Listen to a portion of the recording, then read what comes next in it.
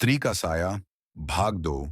अगले दिन सुबह अजय, राहुल और विक्की ने कस्बे के सबसे बुजुर्ग व्यक्ति पंडित जी से मिलने का निश्चय किया। पंडित जी कस्बे की सभी पुरानी कहानियों और रहस्यों के बारे में जानते थे।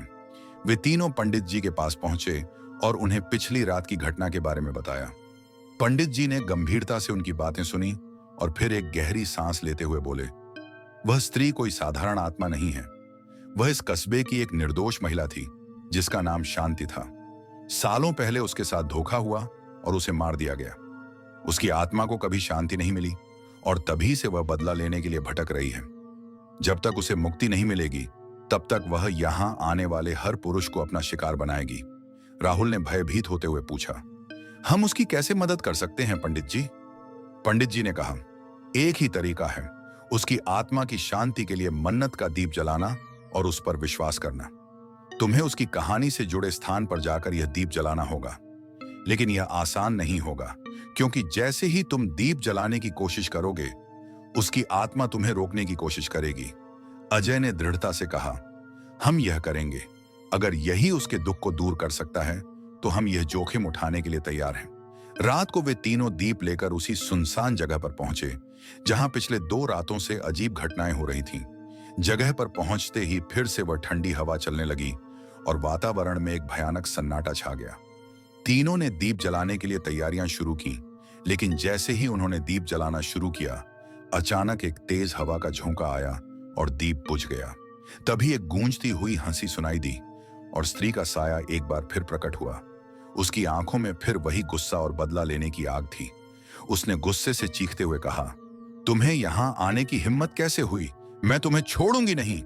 अजय ने साहस करके कहा, हम यहां तुम्हारी मदद करने आए हैं।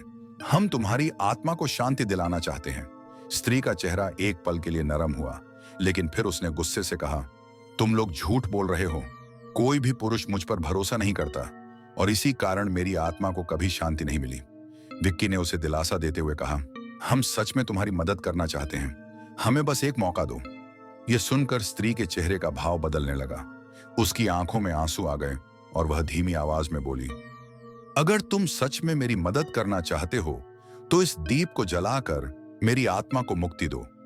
लेकिन याद रखना, अगर तुम्हारे इरादे सच्चे नहीं हुए तो तुम भी इसी भूल भुलैया में फंस जाओगे। तीनों दोस्तों ने एक दूसरे की ओर देखा और हिम्मत के साथ दीप जलाया। इस बार दीप बुझा नहीं और उसकी रोशनी धीरे धीरे फैलने लगी। स्त्री का चेहरा धीरे धीरे शांत होने लगा और उसकी आंखों से आंसू बहते हुए कहा, तुमने मेरी आत्मा को शांति दिलाई।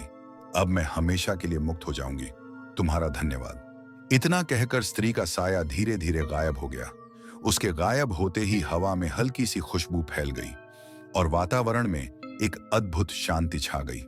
तीनों दोस्त एक दूसरे की ओर देखकर मुस्कुराए, क्योंकि वे जानते थे कि उन्होंने एक भटकी हुई आत्मा को शांति दिलाने में सफलता पाई थी। उसके बाद उस कस्बे में रात का सन्नाटा सामान्य हो गया और ओ स्त्री कल आना की प्रथा भी खत्म हो गई। अब वहां किसी को भी डराने वाली आत्मा का साया नहीं दिखाई देता था। अजय, राहुल और विक्की के लिए यह एक ऐसी घटना थी जिसे वे जीवन भर याद रखते। कस्बे में सब कुछ सामान्य रहा। अजय, राहुल और विक्की के इस अनुभव की बात धीरे धीरे कस्बे में फैलने लगी और लोगों ने एक बार फिर उस भूतिया कहानी पर चर्चा करनी शुरू कर दी। लेकिन अब यह चर्चा डर से नहीं, बल्कि एक नई उम्मीद के साथ थी। पंडित जी ने कस्बे वालों को बताया कि कैसे इन 3 दोस्तों ने एक आत्मा को मुक्ति दिलाई। उन्होंने लोगों को समझाया कि कभी-कभी ऐसी आत्माएं अपने साथ हुए अन्याय और दुख के कारण भटकती रहती हैं और उनकी शांति के लिए सच्ची भावना और साहस की जरूरत होती है। कस्बे के लोग अब समझ चुके थे कि स्त्री का साया कभी एक साधारण स्त्री था जो धोखे का शिकार हुई थी।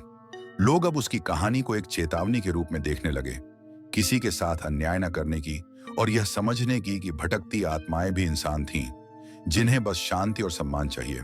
अजय, राहुल और विक्की के जीवन में भी यह घटना एक गहरी छाप छोड़ गई।